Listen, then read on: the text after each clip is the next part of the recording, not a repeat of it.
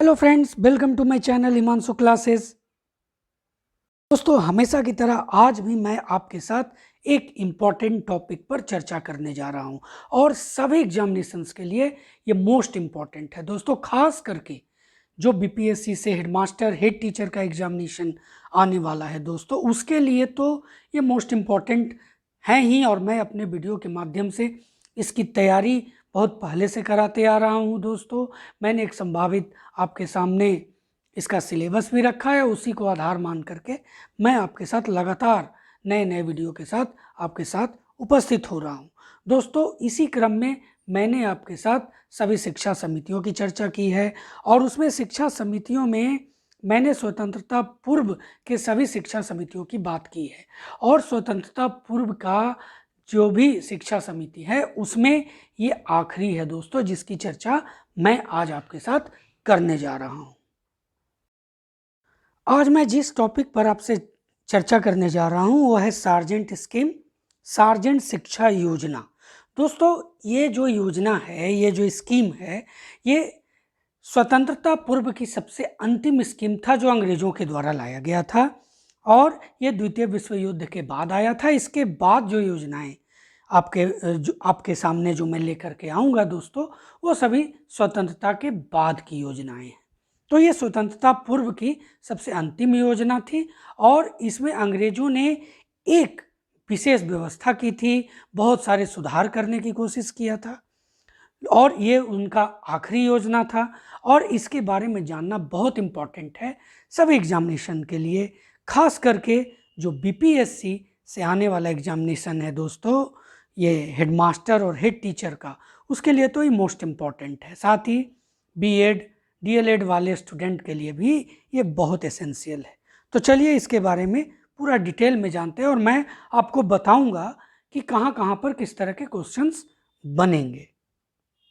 बढ़ने से पहले दोस्तों, अगर आप मेरे चैनल पर नए हैं या अभी तक आपने मेरे चैनल को सब्सक्राइब नहीं किया है तो मेरे चैनल को सब्सक्राइब करें और नोटिफिकेशन बेल को ज़रूर प्रेस करें ताकि आने वाले वीडियो का नोटिफिकेशन सबसे पहले आपको मिल सके।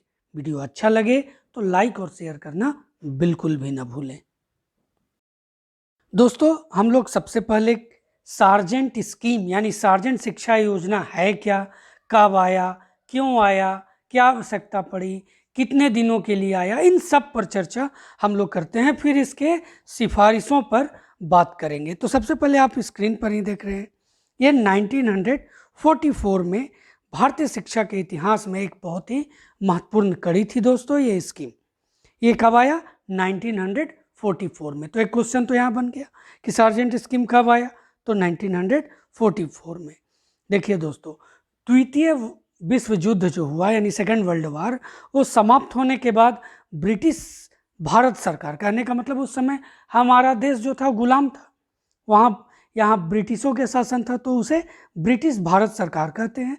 तो ब्रिटिश भारत सरकार का ध्यान भारतीयों की दशा सुधारने के लिए और उनके विकास के लिए प्रभावशाली योजना बनाने की ओर गया। यह लगातार जाता था दोस्तों, हमेशा कुछ नई स्कीम लेकर के आते थे, वो फ्लॉप करता था, फिर एक नई स्कीम लेकर के आते थे। लेकिन ऐसा नहीं था कि पूरी तरह से फ्लॉप करता था, उसमें एक नई चीज़ें आती थी, उसमें सुधार लगातार होते रहा। जो मैंने पिछले सभी जितने भी शिक्षा योजनाएं हैं उनके बारे में आपको बताया, तो उसमें आपने इन चीज़ों को जरूर देखा होगा।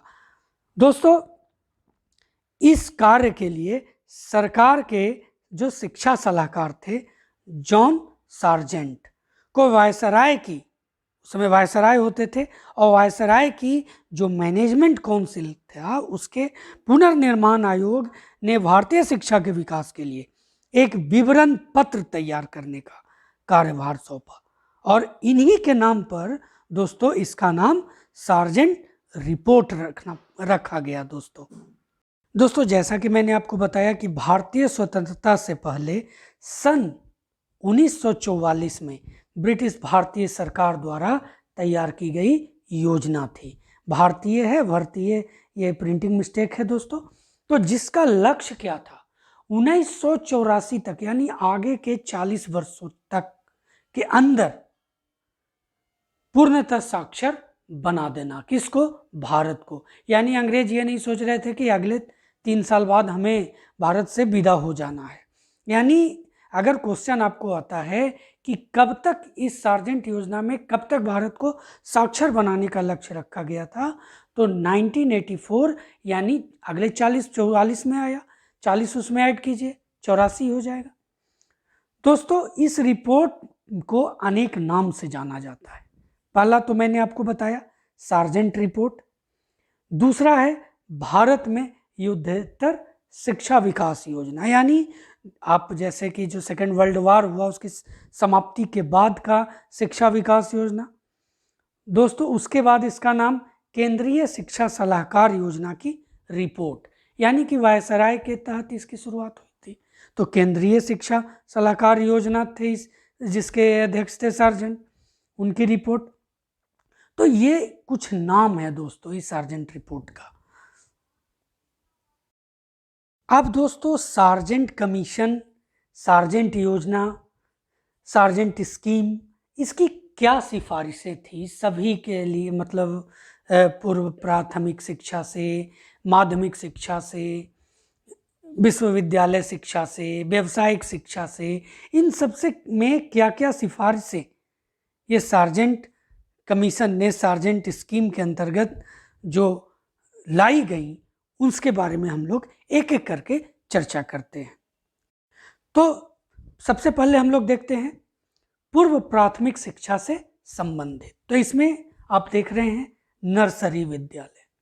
तो इसमें क्या था कि सार्जेंट रिपोर्ट में बताया गया है दोस्तों कि यदि राष्ट्रीय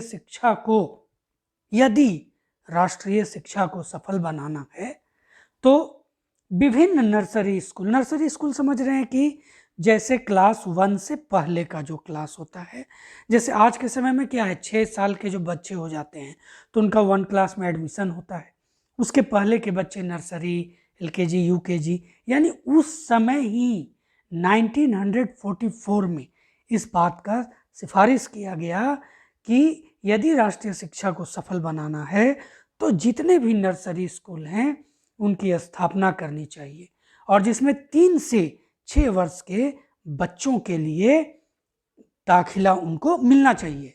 और साथ ही दोस्तों इसमें शिक्षकों की जो नियुक्ति की जाए ना वो ट्रेंड हो, यानी ऐसे बच्चों को पढ़ाने के लिए एक ट्रेंड टीचर हो।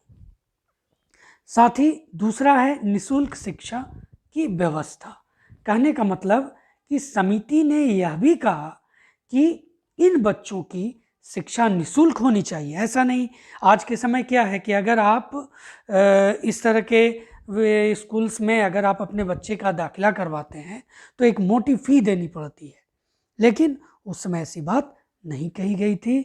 उसमें कहा गया कि ऐसे होना चाहिए कि बिल्कुल निःशुल्क होनी चाहिए। ऐसे अगर सरकारी व्यवस्था को देखा जाए, गवर्नमेंट स्कीम को देखा जाए, तो आज के समय में जो आंगनवाड़ी केंद्र हैं वो इसके तहत आते हैं। तो इसमें 3 से 6 वर्ष तक की उम्र के बच्चों को दाखिला मिलना चाहिए। और वो तो बात हुई, अब निःशुल्क की बात हो रही है, तो निःशुल्क होना चाहिए, इसमें किसी तरह का उससे पैसे का डिमांड नहीं करना चाहिए। और गरीब के बच्चे भी इससे क्या फ़ायदा होगा कि गरीब के बच्चे भी इससे शिक्षा ग्रहण कर पाएंगे अगर ये निःशुल्क होगा। अगर पैसे लेकर के इसकी व्यवस्था की जाती तो इसमें गरीब के बच्चे तो नहीं पढ़ पाते। इसमें है दोस्तों शिक्षा के उद्देश्य। देखिए बहुत ही इम्पोर्टेंट ये पॉइंट है। तो इसमें समिति द्वारा रिपोर्ट में यह स्पष्ट निर्देश दिया गया कि छोटे बच्चों के ऊपर शिक्षा का भार नहीं डालना चाहिए। उन्हें सामाजिक अनुभव तथा व्यवहार की शिक्षा प्रदान की जानी चाहिए, नहीं कि उनको जबरदस्ती ये सीखना है तो सीखना है, इस तरह की बातें नहीं होनी चाहिए। ऐसा सार्जेंट स्कीम में कहा गया था दोस्तों। तो आपने यहाँ पर देखा कि सार्जेंट कमीशन की जो पूर्व प्राथमिक शिक्षा से जो संबंधित सिफारिशें थी, तो आपको क्वेश्चन आ सकता है कि नर्सरी विद्यालय की जो अनुशंसा की गई थी किस रिपोर्ट में की गई थी, निःशुल्क शिक्षा दी जाए इसके बारे में कब कहा गया था, शिक्षा का उद्देश्य बच्चों पर शिक्षा का भार न डालने की बात किस स्कीम में की गई थी। इस तरह के क्वेश्चंस बनते हैं दोस्तों। यह सार्जेंट कमीशन के पूर्व प्राथमिक शिक्षा से संबंधित कुछ स्कीम आपको दे सकता है एग्जामिनेशन में, कहेगा इनमें से कौन सही है, अब उसके बारे में बताइए। तो इस तरह के क्वेश्चंस आपके एग्जामिनेशन में बनेंगे। दोस्तों हमने पूर्व प्राथमिक शिक्षा से संबंधित सिफारिशों के बारे में बात कर लिया। अब हम लोग बात करेंगे प्राथमिक शिक्षा से संबंधित सिफारिशों के बारे में। तो देखिए इसमें सबसे पहला क्या है, तो सबसे पहला है सार्वभौमिक, अनिवार्य और निःशुल्क शिक्षा। यानी पूर्व प्राथमिक शिक्षा में भी निःशुल्क शिक्षा आया और प्राथमिक शिक्षा से संबंधित सिफारिशों में भी निःशुल्क शिक्षा है दोस्तों। क्या क्या मैंने आपको क्या बताया, सार्वभौमिक, अनिवार्य और निःशुल्क शिक्षा। तो देखिए इसमें क्या है कि समिति ने जो रिपोर्ट सौंपी दोस्तों, उसमें कहा गया कि भारत में प्राथमिक शिक्षा की सफलता के लिए 6 से 14 वर्ष की आयु के सभी बच्चों के लिए दोस्तों सार्वभौमिक, अनिवार्य यानी सभी के लिए इसको अनिवार्य किया जाए और निःशुल्क इस शिक्षा की व्यवस्था की जाए। उसके बाद आया दोस्तों शिल्प कला पर आधारित शिक्षा, बहुत इंपॉर्टेंट था। तो इस रिपोर्ट के अनुसार दोस्तों प्राथमिक शिक्षा किसी मौलिक शिल्प पर आधारित होनी चाहिए और यह सिखाई गई, जो भी इसमें जो सिखाई जाए शिल्प कला, उसका स्थानीय परिस्थितियों के अनुकूल होना चाहिए। किंतु समिति जो थी दोस्तों, वो विद्यार्थियों द्वारा बनाई गई वस्तुओं से शिक्षा का खर्च उठाने के बिल्कुल पक्ष में नहीं थी। कि अगर बच्चे बनाते हैं कुछ शिल्प कला, अगर वो करते हैं कुछ नई चीज़ें बनाते हैं, उसको मार्केट में सेल करके और उससे इनका खर्च उठाने की व्यवस्था की जाए, इसका विरोध किया था इस समिति ने दोस्तों। उसके बाद है शिक्षा का माध्यम। तो शिक्षा का माध्यम कैसा हो, तो शिक्षा का माध्यम दोस्तों इसमें कहा गया कि जो प्राथमिक स्तर की जो शिक्षा का माध्यम है वो बिल्कुल ही मातृभाषा में होनी चाहिए, यानी कि उस पर कोई अंग्रेजी शिक्षा नहीं लादनी चाहिए या कुछ विशेष तरह के भाषाओं को नहीं लादना चाहिए। जो उसका घर से वो सीख करके आ रहा है वो मातृभाषा में होनी चाहिए। साथ ही इसमें और क्या किया गया कि अंग्रेजी को अनिवार्य विषय के रूप में पढ़ाया जाना चाहिए, यानी अंग्रेजी को नज़रअंदाज नहीं करने की बात कही, अनिवार्य सब्जेक्ट के रूप में इसको पढ़ानी चाहिए। लेकिन माध्यम कैसा होना चाहिए, मातृभाषा। दोस्तों समिति ने बुनियादी विद्यालयों पर जोर दिया और उसमें उन्होंने कहा कि ये 2 प्रकार के होने चाहिए।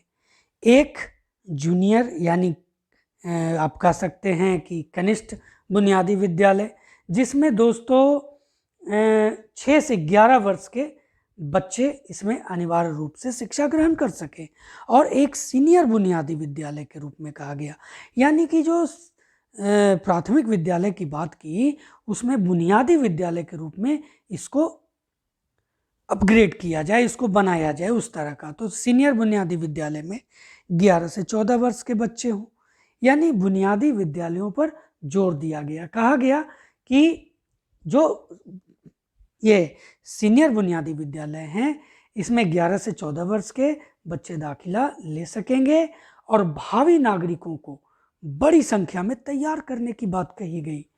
इन वरिष्ठ बुनियादी विद्यालयों का यानी सीनियर बुनियादी विद्यालयों का बहुत अधिक महत्व है, ऐसा कहा गया उस स्कीम में। इन विद्यालयों को पर्याप्त मात्रा में दोस्तों कहा गया कि पर्याप्त मात्रा में टीचर्स और जो इक्विपमेंट है, जो उनके लिए आवश्यक है, जो चीज़ें, जो उपकरण है, उन सब का भरपूर मात्रा में उपलब्ध होनी चाहिए, यानी टीचर्स भी अच्छे मात्रा में हो और उपकरण भी बेहतर मात्रा में हो।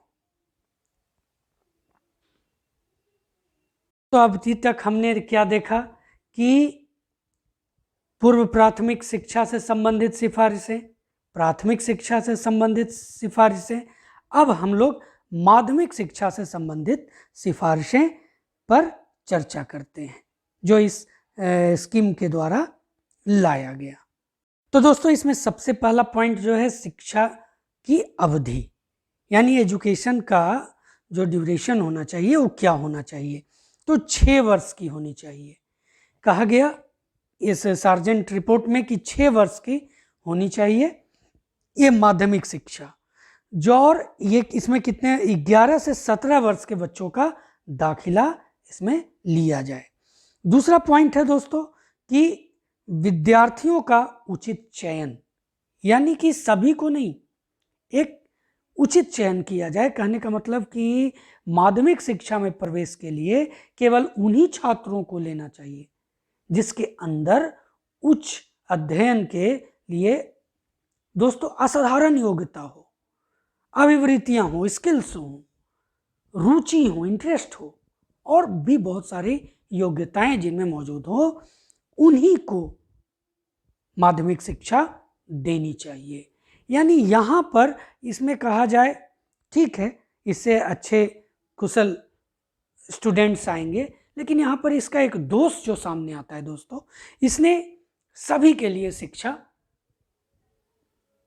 नहीं जाहिर की। कहने का मतलब कि सभी के लिए ये शिक्षा कहा सार्जेंट रिपोर्ट में ये जो कहा गया तो क्या था, जो तेज हो, जो बेहतर हो, जो इंटेलिजेंट हो उनके लिए और बाकी के लिए नहीं।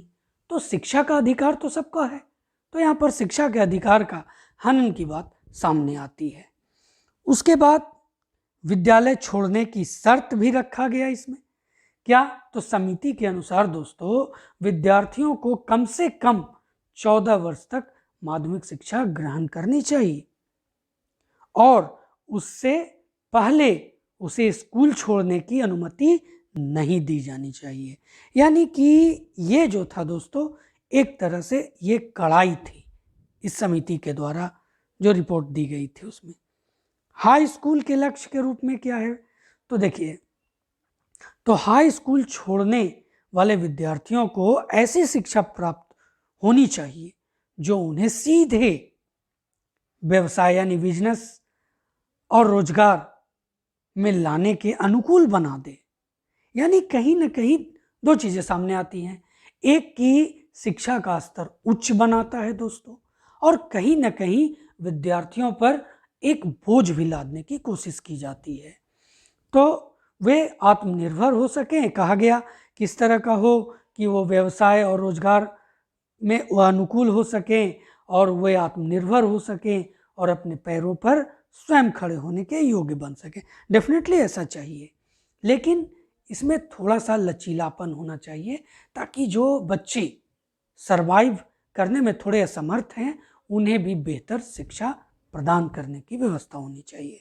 तो इसमें आपने देखा कि माध्यमिक शिक्षा में दोस्तों जो सिफारिशें थी, तो इसमें क्वेश्चंस बनता है कि कितने वर्ष की कही गई, तो 6 वर्ष की कही गई, 6 वर्ष की होनी चाहिए इसका ड्यूरेशन।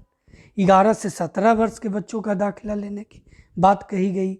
इसमें और क्या कहा गया, चयन किस तरह से करना है, विद्यालय छोड़ने का शर्त क्या रखा गया, हाई स्कूल का लक्ष्य क्या रखा गया है, तो ये सब क्वेश्चंस बनते हैं। अब सामने आता है कि विश्वविद्यालय शिक्षा से संबंधित कौन कौन सी सिफारिशें थी। यानी हम लोगों ने पूर्व प्राथमिक यानी नर्सरी से लेकर के अब हम लोग यूनिवर्सिटी में पहुंच गए हैं दोस्तों। अब यहाँ क्या क्या सिफारिशें थी, तो 3 वर्षीय डिग्री कोर्स। कहने का मतलब कि शिक्षा की सार्जेंट जो योजना थी उसने एक 3 वर्षीय डिग्री कोर्स का सुझाव दिया। क्या कहा इसमें कि इंटरमीडिएट को समाप्त कर देना चाहिए। जो आज इंटरमीडिएट होता है, जैसे आप कोई भी बोर्ड में जो राज्य स्तरीय होता है उसमें जो इंटरमीडिएट होता है उसको समाप्त करने की बात उसी समय कही गई थी। आज समाप्त लगभग कर दी गई है। अब आज क्या है, 11वीं 12वीं अलग अलग एग्जाम्स होते हैं, उसकी पढ़ाई होती है। उस समय कही गई थी दोस्तों इंटरमीडिएट क्लासेस को समाप्त कर देने की। और क्या कहा गया था कि जो 11th है उसको हाई स्कूल से जोड़ दीजिए और जो 12th है उसको यूनिवर्सिटी से जोड़ दीजिए। ये बातें कही गई थी। प्रवेश के भी नियम बनाए गए थे, यानी कि एडमिशन के नियम थे। तो क्या था, तो एडमिशन के नियम सख्त होने चाहिए ताकि सिर्फ योग्य बच्चे ही उच्च शिक्षा प्राप्त कर सके। ये यहाँ पर जो मैंने अभी आपको बात बताई, ये यहाँ पर कमियाँ हैं। तो सिर्फ उच्च शिक्षा वही प्राप्त कर सके जो योग्य बच्चे हों। माध्यमिक शिक्षा पूर्ण करने वाले 15 विद्यार्थियों में से दोस्तों केवल एक विद्यार्थी को विश्वविद्यालय शिक्षा प्रदान करने की अनुमति देनी चाहिए, यानी 14 को छांटने की बात कही गई, जो ये कहीं ना कहीं इसका दोष सामने लाता है दोस्तों। और अब ये क्वेश्चंस बनता है कि बताइए कि प्रवेश का क्या नियम था सार्जेंट रिपोर्ट में। तो आपको आ सकता है कि 15 में 2, 15 में 4, 15 में 1, ये इस तरह का क्वेश्चन आपको बन सकता है। तो प्रवेश का नियम है। उसके बाद दोस्तों योग्य शिक्षक की बात करते हैं कि योग्य शिक्षक की भी इसमें बात कही गई। तो सार्जेंट रिपोर्ट में यूनिवर्सिटीज़ में शिक्षा का जो स्तर बढ़ाने की बात कही गई। हर तरह का, हर स्तर, चाहे तो प्री स्कूल हो वहाँ भी शिक्षा के स्तर को बेहतर, वहाँ भी क्या कहा सार्जेंट ने कि ट्रेंड टीचर की बहाली होनी चाहिए।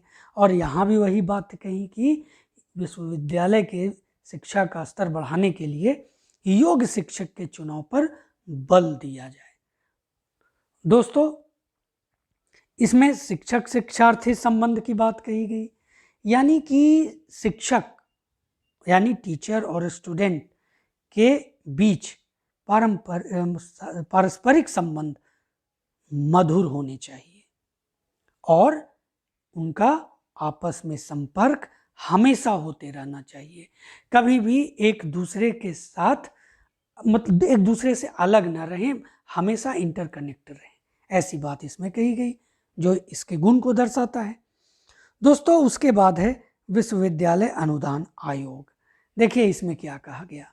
तो सार्जेंट रिपोर्ट ने देश में एक यूनिवर्सिटी ग्रांट कमीशन यानी विश्वविद्यालय अनुदान आयोग की स्थापना का निर्देश भी दिया था। और इसकी स्थापना कब हुई दोस्तों? 1945 में। एक क्वेश्चन यहाँ आपका बनता है। तो इसका काम अलीगढ़, बनारस और दिल्ली तीनों जो सेंट्रल यूनिवर्सिटीज़ हैं उनके कार्यों की निगरानी करना था उस समय। तो प्रश्न ये होता है कि विश्वविद्यालय अनुदान आयोग की अनुशंसा किस रिपोर्ट में की गई, किस समिति ने ऐसी बातें कही और कब हुई? तो ये सभी क्वेश्चंस आपको सामने आते हैं दोस्तों। सार्जेंट रिपोर्ट में तकनीकी एवं व्यावसायिक शिक्षा पर बहुत बल दिया गया है। समिति ने कारीगरों की 4 श्रेणियां बनाई दोस्तों। इसमें पहला जो है वो कारीगरों की उच्च श्रेणी है और इस श्रेणी में मुख्य अधिकारी और शोध कार्यकर्ता जैसे उच्च श्रेणी के कारीगर आते हैं। अब देखिए इस प्रकार समिति ने सुझाव दिया कि इन कारीगरों को यूनिवर्सिटी एजुकेशन से जोड़ देना चाहिए। इस उच्च शिक्षा में प्रवेश पाने के नियम कठोर हों, ऐसा समिति ने कहा, ताकि योग्य छात्र ही इसमें प्रवेश कर सके। यानी कि जो उच्च श्रेणी हो उसमें सिर्फ टॉप लेवल के जो स्टूडेंट हो वही, उन्हीं को ये शिक्षा दी जानी चाहिए। दूसरा है निम्न श्रेणी। अब देखिए निम्न श्रेणी में क्या है, तो इसमें फोरमैन, प्रभारी, प्रमुख तथा जो अन्य साधारण कार्यकारी तथा प्रशासनिक अधिकारी हैं उसमें ये कारीगरों की निम्न श्रेणी में शामिल होते हैं। और इन व्यक्तियों को तकनीकी हाई स्कूल में प्रशिक्षण देना चाहिए। अब तीसरा है दोस्तों कुशल कारीगर। तो कुशल कारीगर में कौन आते हैं? तो औद्योगिक तथा व्यावसायिक योजनाओं के सफल कार्यान्वयन के लिए कर्मियों की इस श्रेणी को प्रशिक्षण प्रदान करने के लिए, यानी उनको ट्रेनिंग देने के लिए जितने भी स्टूडेंट्स हैं उनको किसी तकनीकी हाई स्कूल के पाठ्यक्रम में उत्तीर्ण होना चाहिए। और ये कहा गया था कि ऐसे जो तकनीकी हाई स्कूल हैं उसमें किस तरह के स्टूडेंट होने चाहिए, तो बेस्ट स्टूडेंट होने चाहिए, वहाँ भी ये बातें कही गई थी। अब जो आखिरी है वो है अर्धकुशल एवं अकुशल। तो इस श्रेणी में उन व्यक्तियों को शामिल किया गया है जो किसी मूल शिल्प के साथ वरिष्ठ प्रारंभिक विद्यालयों से उत्तीर्ण यानी एग्जामिनेशन जो है वो पास कर चुके हों। तो इस तरह से जितने भी कहा गया है, जितने भी 4 तरह के जो कारीगरों की श्रेणियाँ आई हैं, उनमें उनको जो बांटा गया है, तो कहीं ना कहीं वो बेस्ट स्टूडेंट को ही इसमें शामिल करने की बात कही गई है, जो कहीं ना कहीं गुण जहाँ तक समझ में आता है उतना ही ज़्यादा इसमें दोष भी समझ में आता है। तो दोस्तों ये था सार्जेंट शिक्षा रिपोर्ट, और इसने बहुत बड़ी भूमिका अदा की और इसके बाद देश आज़ाद होता है दोस्तों, और उसके बाद स्वतंत्रता के पश्चात जितनी भी कमिटियां हैं उनको मैं आपके सामने एक एक करके इसी तरह से लाता रहूँगा। जय हिंद।